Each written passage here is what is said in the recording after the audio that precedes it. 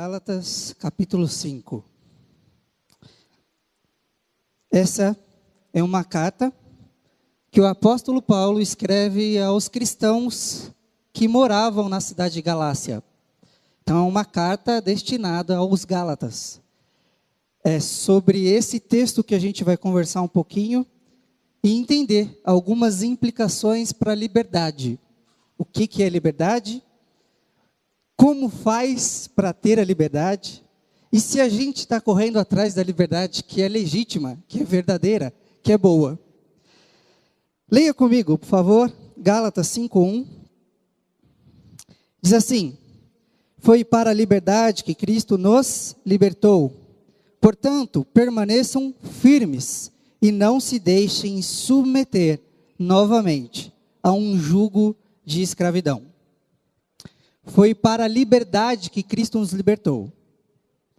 Uma das coisas que a gente precisa ter em mente aqui é que desde quando nós somos crianças, uma das vontades que nós temos é ser livre, é andar livremente, é largar dos braços dos nossos pais e sair correndo por onde a gente quer ir. Qualquer criança sabe, ou qualquer pai sabe que suas crianças querem viver a liberdade. As crianças querem largar das mãos dos seus pais e correr pela rua, correr pelo parque, fazer o que quiser. Só que isso não acontece só na infância. A gente vai crescendo e uma das coisas que nós queremos fazer é ser liberto da escola. Quando a gente chega na escola, uma das coisas que a gente quer mais fazer é concluir logo. E aí a gente chega na faculdade. E a mesma coisa a gente quer fazer. A gente quer terminar logo para ser livre. Livre dos estudos, livre desse tipo de vida que é estudar, trabalhar, acordar cedo, dormir tarde, ir para a escola, ir para o trabalho. Uau! A gente quer se ver livre disso. Só que não para aí. Hoje, nós queremos também ser livres dos nossos trabalhos. A gente tem uma tendência a querer se livrar também do que é trabalho. Alguns estão juntando dinheiro, e ao juntar dinheiro, o desejo que tem é: um dia eu vou me aposentar. E quando eu me aposentar, eu vou ser livre do trabalho. Eu vou ficar viajando por aí, vou fazer as coisas que eu quero fazer, vou fazer aquilo que eu sempre quis fazer. A ideia é que a gente tem um sentimento dentro da gente que a gente quer correr atrás o tempo todo da liberdade. Só que não só isso. Nós também queremos ser livres, às vezes, de amizades. Deixa eu explicar isso para você. Você e eu, às vezes, nós temos 500, 1.000, 2.000 amigos no Facebook. Quando um deles faz alguma coisa ou posta alguma coisa que não agrada a gente simplesmente abre a página e clica.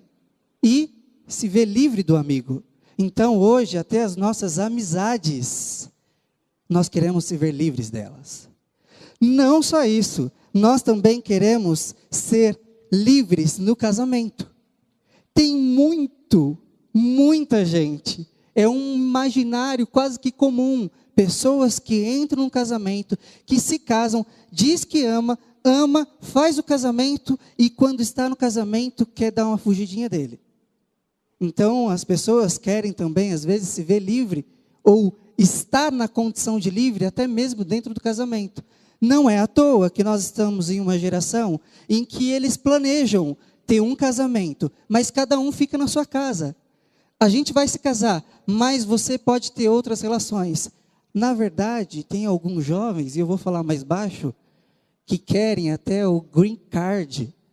Na verdade, eles querem um cartão verde para passar um fim de semana sem o compromisso da relação.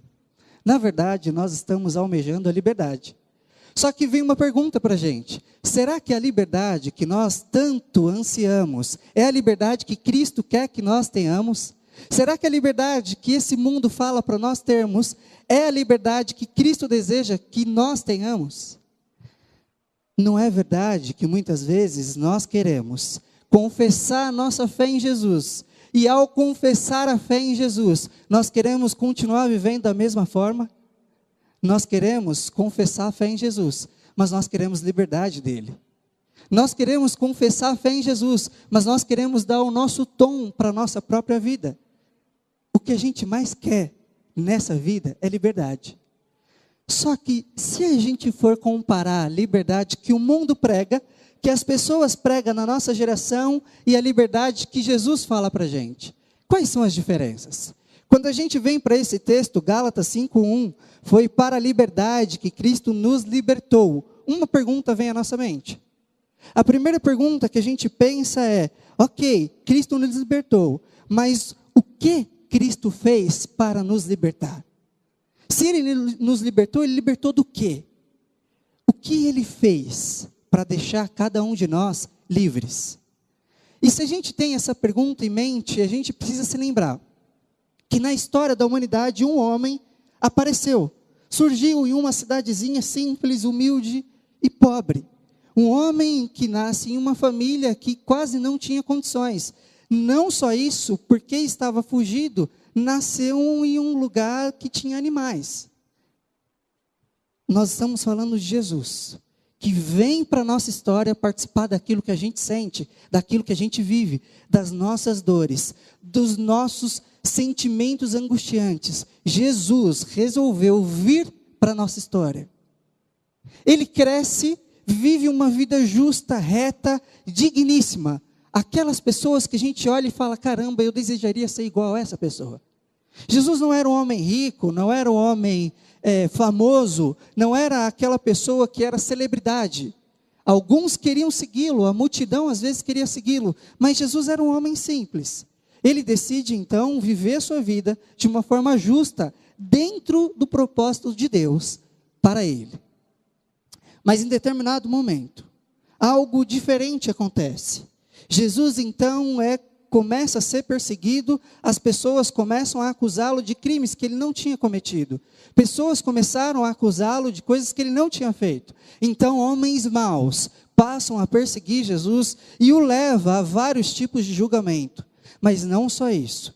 Quando diante do julgamento ele é condenado e na cruz ele é morto. Na cruz ele se entrega. Na cruz ele é preso. Na cruz ele dá o seu último suspiro. Não só isso. Jesus é enterrado ou guardado em um túmulo. O que é que Cristo fez? Ele veio para a nossa história e ele morreu por nós. Como é que ele nos libertou? Ele veio para a nossa história e como uma flor num jardim pisada, ele morre. A segunda pergunta aparece na nossa cabeça, que não é só o que Jesus fez para nos libertar, mas do que então ele nos libertou? O que será que ele fez? Do que ele nos libertou? Nós estávamos presos a quê para sermos livres?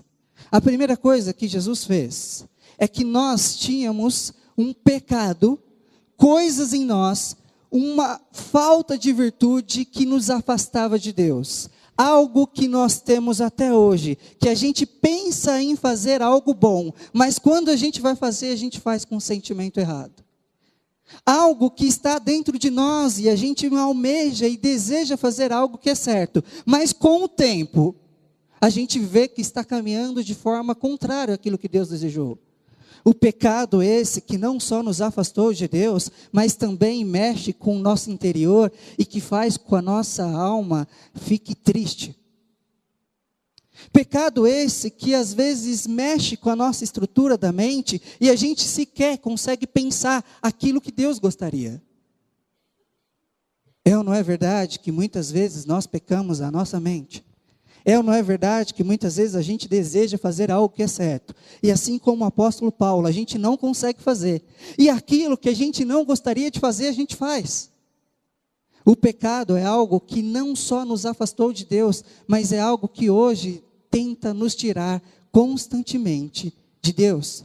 Jesus indo para a cruz, ele faz isso, ele nos livra desse pecado. Antes nós éramos escravos do pecado, nós não tínhamos outra condição de vida a não ser pecar.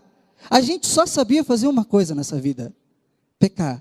Afinal, todos estão destituídos da glória de Deus. Mas quando Jesus vai para a cruz, ele fala assim, agora, todos aqueles que crerem em mim, não mais estarão presos ao pecado.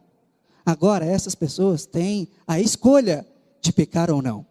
É assim que um cristão verdadeiro vive. É assim que um cristão verdadeiro deveria viver. Diante do pecado, ele fala: não, eu sei o que foi feito por mim, e agora eu vou escolher fazer diferença. Mas não só isso. Quando a gente se pergunta o que é que Cristo fez para nos libertar, a gente se lembra também que nós estávamos separados de Deus. E ao estar separados de Deus, imagina um ímã ao contrário, e quando a gente vai aproximar o ímã, ele não se junta.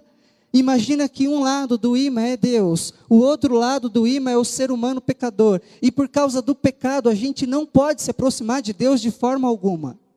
Só que quando Jesus vai para a cruz, uma das coisas que ele faz é restabelecer o nosso contato com Deus. Então é como se virasse o ímã do lado ao contrário, e a gente pode se aproximar de Deus por causa do sacrifício de Jesus.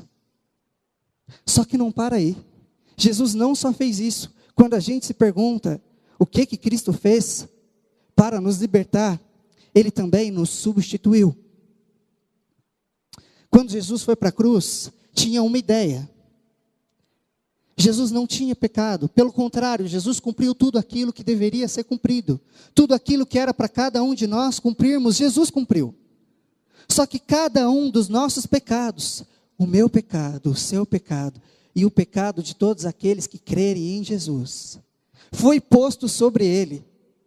E ao passo que o nosso pecado é colocado sobre Jesus, Deus derrama a ira dele. E quando derrama a ira dele, que era contra os nossos pecados, no lugar da gente ser posto na cruz, Deus tira a gente da cruz e coloca Jesus. Isso é substituição. Jesus, então, nos substitui. E a ira que era contra o meu pecado e o seu pecado foi sobre Jesus. Por causa disso, nós somos perdoados. Por causa disso, nós podemos hoje dizer que nós somos livres. Por causa disso, nós podemos falar com convicção que nós temos a salvação. Por causa disso, nós temos a liberdade. Mas não para aqui. A gente faz outra pergunta quando a gente olha esse seguinte texto. Foi para a liberdade que Cristo nos libertou. Portanto, permaneçam firmes e não se deixem submeter novamente a um jugo de escravidão. Aqui a gente também se pergunta, como podemos perder a liberdade? Tony, se o texto aqui está falando para a gente permanecer firmes, quer dizer então que a gente pode perder essa liberdade? Sim. Não quero dizer para você que você um dia vai perder a salvação, mas eu quero dizer que a liberdade que vem com o sacrifício de Jesus para cada um de nós, a gente pode perder. A ideia é a seguinte: que assim como uma guerra, uma tropa se prepara a ir para a guerra. E aí eu me lembro aqui de quando eu estava no exército. Eu não passei muito tempo no exército. Mas uma das coisas que eu me lembro é que uma das coisas que a gente precisava, de fato, estar preparado, era constantemente ficar em alerta. Deixa eu explicar uma coisa para vocês. A gente carregava uma mochila de 35 quilos na costa e um fuzil nas mãos. E a gente tinha que andar no meio da mata, prestando atenção onde nós estávamos pisando, para que a gente não pisasse em um galho e fizesse barulho. A nossa mochila, com o sustento de vários dias, não podia fazer barulho. Então nós abríamos a mochila, colocávamos todas as coisas no chão, e a gente mexia cada um dos utensílios. E se fizesse barulho, a gente enrolava com um pano. E a gente ficava pulando para a mochila não fazer barulho. A gente ficava constantemente em alerta. Num campo de guerra, a gente praticamente não dorme. Num campo de guerra, qualquer barulho desperta a nossa atenção. Num campo de guerra, a nossa sinal de alerta fica ao máximo, e qualquer coisa que fuja da normalidade nos chama atenção. Então, como é que a gente pode perder a liberdade quando a gente não permanece em alerta? Muitas vezes, diante de um mundo que oferece vários tipos de liberdade, a gente se esquece que nós estamos em guerra. A gente se esquece que nós estamos em um mundo que, por mais que nós tenhamos liberdade, que por mais que a gente possa fazer qualquer coisa, nós estamos em guerra. E a qualquer momento nós podemos ser vencidos porque nós não prestamos atenção naquilo que está acontecendo à nossa volta. Só que sabe do que mais eu lembro? é que no exército, constantemente, os cabos e sargentos faziam a gente ficar com os braços para cima. E a gente ficava 15, 20 minutos assim, com os dois braços. Não só isso, a gente fazia flexão, abaixava, levantava, corria. Corria muito com aquela mochila, com um parafal, que é o fuzil. Abaixava, levantava, dava muito tiro. E aí, constantemente, a gente tinha que restabelecer a nossa força. Eles diziam para a gente assim: quando o corpo não aguenta, a mente sustenta. Então, a gente constantemente tinha que gerar força dentro de nós. Não só isso, a gente também tinha que constantemente resistir ao ataque. Então, muitas vezes a gente estava com uma mochila de 35 quilos, um fuzil na mão, e eles vinham e empurravam a gente de vários lados, e a gente tinha que ficar de pé. Essa era a ideia, que a gente se mantivesse resistentes. E a gente ia para o mato, passava 1, 2 dias no campo, comendo coisas absurdas, porque a gente tinha que aprender a resistir. Não só a força, mas também a resistência. Tony, então, como é que a gente pode perder a liberdade? Quando a gente se esquece de se fortalecer. Quando a gente se esquece de que a gente precisa desenvolver uma resistência. Quando a gente se esquece que a força e a resistência é algo que vem de Deus para nossas vidas, mas tem uma ação que é nossa. Nós precisamos fazê-la. Mas não só isso. Como é que a gente pode perder a nossa liberdade? Quando a gente para de perseverar na unidade.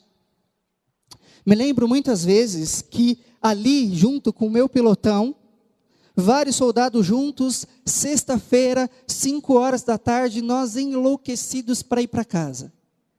Todos nós enlouquecidos para ver o pai, mãe, alguns namorada, queríamos ir embora daquele lugar. Só que eu me lembro que 5h15, todos com o braço para cima, e aí de repente um não conseguia, abaixava o braço. E quando esse abaixava o braço, o comandante olhava para ele e falava: você vai passar o final de semana aqui. E aí ele tinha que passar o final de semana arrancando grama com a mão. O que aconteceu com o tempo? Que quando um do nosso pelotão começou a de fato ter que ficar no fim de semana, todos os outros ficavam porque ele ficou. Nós geramos algo que é intencional, que é a unidade. Isso é algo simples para quem vai perder o final de semana. Mas imagina um contexto de guerra em que você está enfrentando outro pelotão de outro país. E aí, se de repente cada um sai atirando para um lado, cada um faz o que quer, cada um acorda a hora que quer, cada um deseja o que quer e faz o que quer, nunca vai ganhar a guerra. A ideia é que a unidade pode levar um pelotão a vencer ou a perder, se não tiver essa liberdade. Assim, a gente responde essa pergunta: como podemos perder a liberdade? Quando nós, cristãos, deixamos de lado a unidade. Quando a gente deixa de lado a unidade. Mas quando a gente olha esse texto, foi para a liberdade que Cristo nos libertou. Portanto, permaneçam firmes e não se deixem submeter novamente a um jugo de escravidão. A gente faz uma quarta pergunta: Tony, como eu faço para não perder a liberdade? Como é que eu faço para não perder a liberdade? Se a gente acabou de ver que tem várias situações em que a gente perde, como a gente faz para não perdê-la? A primeira coisa é que a gente precisa constantemente ficar atentos aos perigos que nos circundam. Aos perigos que chegam à nossa porta diariamente. Aquele site que abre clicando diante dos seus olhos. Aquela mulher no trabalho que aparece te seduzindo. Aquele homem que é um amigo que fala algumas coisas que não deveria. Aquele estado de corrupção em que alguém fala: poxa, todo mundo faz, faça você também. Aquela situação no trabalho em que a gente precisa resolver alguma coisa, mas para resolver a gente comete uma mentira. Várias situações aparecem diante de nós. E nós precisamos, diante disso, ficar atentos. Não só isso, como a gente faz para não perder a liberdade? Quando a gente lê, estuda e aplica a palavra de Deus à nossa vida. Existe algo é a mentalidade do povo brasileiro, e eu ainda não compreendo porquê, mas 42 milhões de pessoas confessam ser cristãos, mas poucos conhecem a palavra de Deus. Existe uma incoerência, porque você diz, ou a gente diz que conhece a Deus, mas a gente não conhece o livro que conhece a Deus, ou que revela a Deus. Então, nós devemos ler, entender e aplicar isso à nossa vida. Não só isso, para a gente conseguir não perder a liberdade, a gente precisa estar em um estado de oração constante. A oração é algo como a gente desenvolver a resistência. A gente consegue desenvolver a resistência quando a gente ora ao Senhor, quando a gente ora a palavra do Senhor. Então, diante de um perigo, diante de uma situação do trabalho, o que a gente faz é dar uma corridinha. E aí a gente vai orar ao Senhor. A gente lê a palavra, se lembra da palavra e fala: Deus, eu sei que o Senhor promete que o Senhor me daria força no meio da minha fraqueza. Eu estou agora sendo seduzido por alguém, me ajuda a não cair em tentação.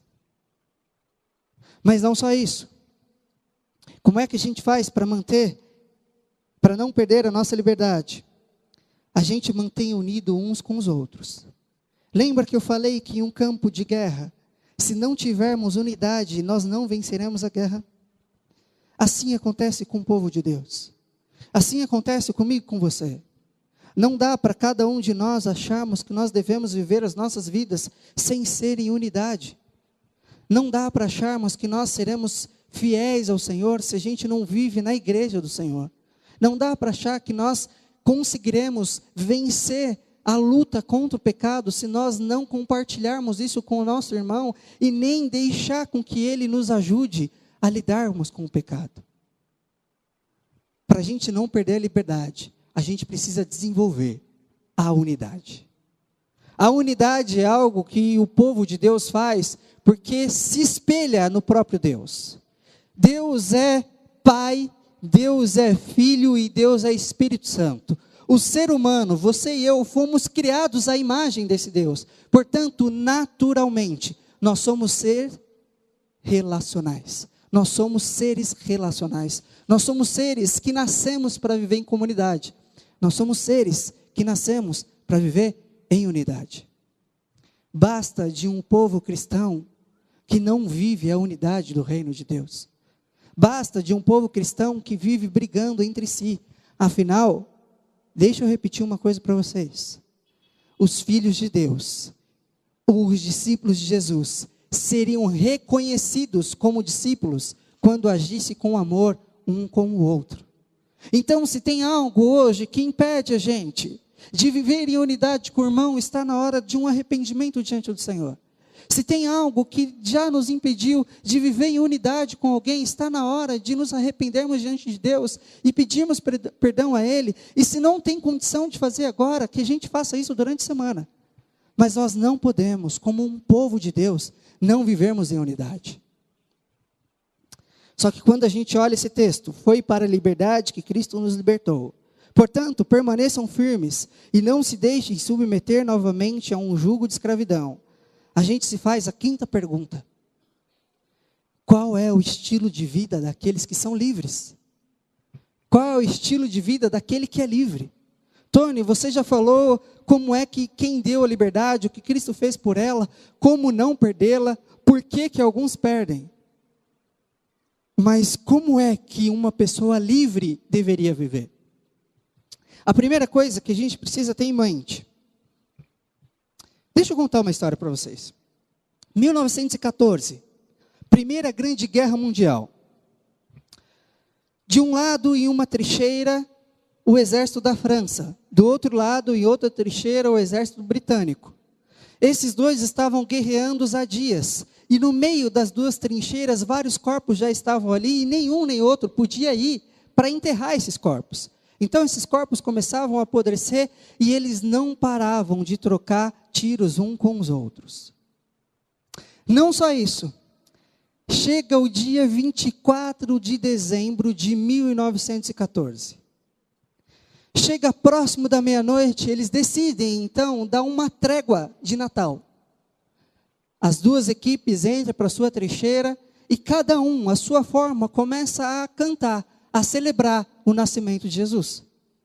Eles não festejaram o Papai Noel. Eles queriam buscar esperança. Então eles começam com os seus irmãos, com os seus compatriotas, a celebrar o nascimento de Jesus, assim na sua língua, assim com os seus costumes. Então os franceses de um lado, os britânicos do outro, cada um à sua forma. Só que de um lado começa a cantar mais alto. E quando isso acontece, os britânicos cantando mais alto, os franceses começam a tocar junto com eles. E quando eles começam a tocar, os dois se uniram em uma só voz, cantando músicas, celebrando o nascimento de Jesus. Mas não só acontece isso, como foi acontecendo cada vez mais, então eles resolveram sair das trincheiras. Quando eles perceberam, uns com os outros, estavam trocando abraços, festejando o Natal, dia 25 de dezembro de 1914. Não só se abraçam, como no dia seguinte, no dia 25, na manhã, começam a jogar bola, trocar um presente com o outro, ninguém sabia explicar o que estava acontecendo. De repente, anoitece, cada um volta para sua trincheira, pega suas armas em mãos, aponta uns para os outros e ninguém consegue dar o tiro. Isso aconteceu em 1914, na Primeira Grande Guerra Mundial. Quando esses homens se encontraram com Jesus, eles não poderiam permanecer os mesmos. Quando esses homens se encontram com o amor de Deus e com a unidade com o irmão, eles não conseguiram ser as mesmas pessoas que eram antes. Quando eles se encontram com o irmão, seja lá de onde for, e abraça esse irmão, é impossível virar as costas e dar um tiro nele. Essas pessoas foram impactadas pelo amor genuíno de Jesus. Não só isso, eles passam a um mandar carta para o outro e a guerra naquele estado, naquela situação acaba. Se vocês querem saber mais disso, tem um filme chamado Feliz Natal. Foi feito por vários países da Europa e dirigido por um diretor francês. Vale muito a pena. Se vocês querem conhecer mais essa história, leiam sobre isso. É algo que aconteceu. Só que quando o comandante da guerra fica sabendo, tira todos eles e os obriga a participar da guerra. Só que nenhum mais queria participar. Então todos eles tiveram que ser retirados. Uma pessoa, quando se encontra com Jesus, é impossível permanecer o que era. Inimigos, quando se encontram com Jesus, não permanece mais o que é. Pessoas que sofrem, que pensam em maldade, que pensam em morte, que pensam em assassinato, quando se encontram com Jesus, não permanece mais. Pessoas que se encontram com Jesus vivem em unidade, independente de quem seja o irmão.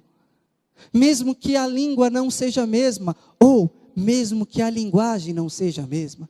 Mesmo que um pense de um jeito e outro pense de outro jeito, eles vivem em unidade, não por causa deles, mas por causa da cruz de Cristo. Nós estamos falando que quem é livre tem um estilo de vida que é diferente. Nós estamos falando que quem se encontra com Jesus, quem é liberto por Jesus, tem um estilo de vida. Não só isso. Aqueles que se encontram com Jesus e que é libertos por Jesus, passa a viver uma nova vida. Uma nova vida é essa que vem até aqui, na frente de todos vocês, e passa a se batizar, confessando para todo mundo, que agora, porque ele encontrou com Jesus, ele vai passar a viver de forma diferente. Pessoas que decidiram aqui, diante dos nossos olhos, falar: Jesus, o que eu mais quero nessa vida é viver para ti. Jesus, o meu estilo de vida antigo, preso ao pecado, eu não quero mais. Agora eu sou livre, e livre no Senhor. Pessoas que vêm até aqui e confessam diante de nós que elas querem viver o estilo de vida de Jesus. Mas não só isso. Aqueles que são libertos por Jesus passam a viver uma vida livre, que vem até aqui, assim como todos nós vamos fazer hoje, e nos lembrar do que Cristo fez. E nos lembrar que Jesus um dia foi na cruz por nossa causa, e que é impossível se encontrar com Ele e permanecer o mesmo. Tony, pessoas que vivem livres, vivem como? O estilo de vida daquele que é livre, ele vive se lembrando do que Jesus fez por ele. É por isso que a gente faz a ceia memorial. É por isso que a gente separa um dia do mês, só um dia do mês, para se lembrar necessariamente, intencionalmente, sobre o que Cristo fez por nós. A ceia memorial é o que o livre faz em memória de Jesus. Quem daqui é livre, levanta a mão. Quem é livre em Jesus, dá um glória a Deus para o Senhor. Não tem nada melhor nessa vida do que ser livre por meio do sacrifício de Jesus. Não há nada mais especial nessa vida do que ter um encontro com Jesus e ser deixado, ser transformado por Jesus. Não há nada mais precioso nessa vida do que se lembrar um dia do que Cristo fez. Tem pessoas que fazem isso anualmente. Tem pessoas que fazem isso mensalmente. Mas o nosso desafio para aqueles que são discípulos de Jesus e que têm um estilo de vida livre, se lembra todos os dias do que Cristo fez. Diante da corrupção do trabalho, ele lembra, eu sou livre do pecado e eu sei o que Cristo fez por mim. Eu sei quem eu sou em Cristo Jesus e eu sei que esse Jesus virá me buscar, mesmo que hoje eu passe situações que não sejam boas. Diante da possibilidade de uma corrupção, diante da possibilidade de um engano, as pessoas que são discípulos de Jesus se lembram do que foi feito. E ao se lembrar do que foi feito, fala, mesmo que eu demore para conseguir alguma coisa que eu queira, eu vou permanecer fiel ao Senhor, porque Ele morreu por mim. Pessoas que estão angustiadas, pessoas que estão tristes, quando se lembra do que Cristo fez, se coloca de pé e fala, Deus, eu sei quem eu sou um ser resgatado pelo seu amor. Pessoas que são livres por Jesus, se levanta, coloca de pé e diz, Senhor, eu sei para onde eu vou. Enquanto outras pessoas estão desesperadas, não sabendo onde vai passar a eternidade. Nós, discípulos de Jesus, sabemos que nós vamos passar a eternidade com o nosso Deus. Discípulos de Jesus vivem de forma diferente. Mas não só isso. Aqueles que são livres também têm uma prática de vida. Aqueles que são livres têm um estilo de vida que tem a ver com essa palavra, justiça generosa. A gente não só confessa a fé publicamente, a gente não só traz à nossa memória aquilo que Jesus fez por nós, mas nós também passamos a olhar para os outros e falar assim, Deus, se o Senhor os ama, eu também amo. Se eles estão necessitados, é impossível que eu permaneça na minha comodidade. Aqueles que são discípulos de Jesus não dormem em paz enquanto outras pessoas não têm o que comer. Discípulos de Jesus vivem uma justiça generosa. Discípulos de Jesus se envolvem porque ama. Ama porque se envolve. Discípulos de Jesus vive uma intencionalidade no serviço. Ele sai de casa todos os dias lembrando, Jesus me salvou, eu sei para onde eu vou, e agora eu tenho uma responsabilidade, diante desse Deus que eu vou viver de forma diferente. Não é possível mais que eu veja alguém em necessidade e viva o meu egoísmo. Nós também fomos livres do nosso egoísmo. Nós também fomos livres da nossa autocentralidade. Agora, como o mundo prega, nós não vivemos para nós mesmos. Assim como Paulo disse, agora a gente vive Cristo em nós, porque nós somos novas criaturas. Novas criaturas vivem de forma diferente, vivem de forma que o seu mestre deseja que vive. Ou será que tem alguém aqui que é maior do que o próprio mestre? Será que um discípulo pode ser maior que o mestre? Será que o discípulo, ao aprender o que o mestre fez, iria viver de forma diferente? Jesus teve um estilo de vida em que ele olhava para as necessidades e tinha uma justiça generosa. Quer uma prova disso? Jesus olha para o ser humano, para você e para mim, aqui, nesse mundo caído, e fala assim, eu preciso ir lá. Eu preciso me encarnar na história deles. Eu preciso lá sentir a dor do coração que eles estão sentindo. Eu preciso saber como é que eles passam por essa situação de pecado. Jesus sai do ambiente de glória e vem para a nossa realidade. E quando Ele está aqui, Ele sente a mesma dor que você sente. As mesmas angústias que você e eu sentimos diariamente, Jesus sente. E o que Ele faz hoje? Ele chama cada um dos seus discípulos a viver da mesma forma.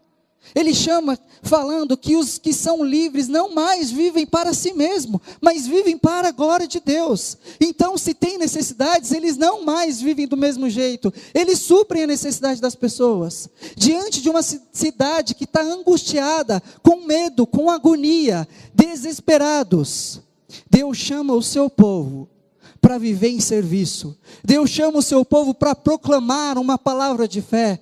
Deus chama o seu povo para se posicionar como filhos sinceros e verdadeiros dele. Jesus está chamando essa igreja para viver pela graça de Deus e para a glória de Deus. Jesus está chamando a cada um de nós para nos posicionarmos diante desse mundo e não mais vivermos como antigamente, não mais vivermos presos ao pecado, mas diante do pecado dizer: você não é o meu Senhor, o Rei que vive é o meu Senhor. Diante de um espaço de angústia, de dor, a gente se torna agentes do reino de Deus, porque a gente proclama esperança para um mundo perdido. Diante de pessoas que estão morrendo angustiadas, a gente fala que a esperança vem na fé do Filho de Deus. Nós precisamos nos manter firmes, porque é assim que o nosso Deus viveu. É assim que Jesus Cristo viveu. E Ele chama cada um de nós a vivermos dessa forma. Fique de pé comigo, por favor. Feche os seus olhos. Imagina agora que você está diante de Jesus. Não pense em outra coisa. Pense nisso. Você está diante de Jesus. E se você pudesse, diante dele, falar: Deus, eu estou errando nisso aqui. Tem essa situação no meu trabalho que eu sei que deve ser mudada. Tem essa situação na internet em que eu preciso mudar. Tem essa situação diante do meu namoro que eu preciso organizar. Tem essa situação com a minha esposa que eu preciso mudar.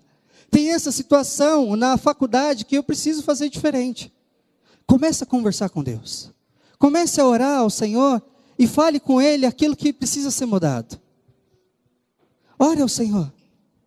Converse com Ele, imagine que Ele está na sua frente e falando assim: olha, eu estou te chamando para um estilo de vida diferente. Até onde você vai à sua maneira? Até onde você vai persistir da forma que você quer viver? Até onde você vai viver como se não tivesse Jesus como seu Senhor? Pai, nós nos colocamos diante do Senhor. Sabemos, Deus, que nós não podemos, em instante algum, sairmos diante do Senhor. Pai, ajude-nos a nossa mente ser transformada pela Tua Palavra, para que a gente não se conforme com este mundo. Jesus, muda o nosso coração, esse coração antigo, de pedra, destituído da Tua glória, para um coração, Pai, que o Senhor sagrade. Pai, mude as nossas almas, o nosso espírito, para que possamos viver como discípulos de Jesus nesse mundo. Ajude-nos, Pai, a buscarmos o Teu reino. Ajude-nos, Pai, a buscarmos a Sua justiça. Ajude-nos, Pai, a celebrarmos a Tua liberdade. Ajude-nos, Pai, a vivermos para Ti. Hoje, nós somos livres para viver para o Senhor. Ajude-nos nisso, Pai, em nome de Jesus. Senhor, nós estamos aqui, eu e meus irmãos, falando para o Senhor aquilo que nos angustia, que nos tira a paz, que não nos deixa dormir, que tira a paz do trabalho. Pai, nós queremos ser discípulos Teus, nós queremos ser fiéis a Ti, nós anelamos, Pai, o dia que o Senhor virá nos buscar, mas enquanto esse dia não chegar, ajude-nos a sermos fiéis a Ti, em nome de Jesus, Pai. Em nome de Jesus, nos fortaleça no meio da guerra. Não deixe, Pai, que o inimigo nos cegue ou nos engane, mas que nós estejamos preparados pela Tua palavra. Ajude-nos, Pai, a vivermos para Ti. Ajude-nos, Pai, a sermos sacerdotes dentro das nossas casas. Ajude-nos, Pai, a sermos, Senhor, mulheres sábias dentro de nossas casas. Ajude-nos, Pai, a sermos filhos que honrem ao Senhor. Ajude-nos, Pai, a sermos uma comunidade de impacto, uma comunidade de Atos que vem marcar essa nação, que vem marcar esse bairro. Senhor, mexa nas nossas estruturas, não nos deixe vivermos da mesma forma. Jesus, renova a tua igreja, Pai. Nós pedimos no amor do teu nome, no nome de Jesus, renova a comunidade Atos. Pai, nós queremos viver para a tua glória, e nós não vamos descansar até que esse dia aconteça. Senhor, mexa no seu povo, nós pedimos isso em nome de Jesus, em nome de Jesus, em nome de Jesus.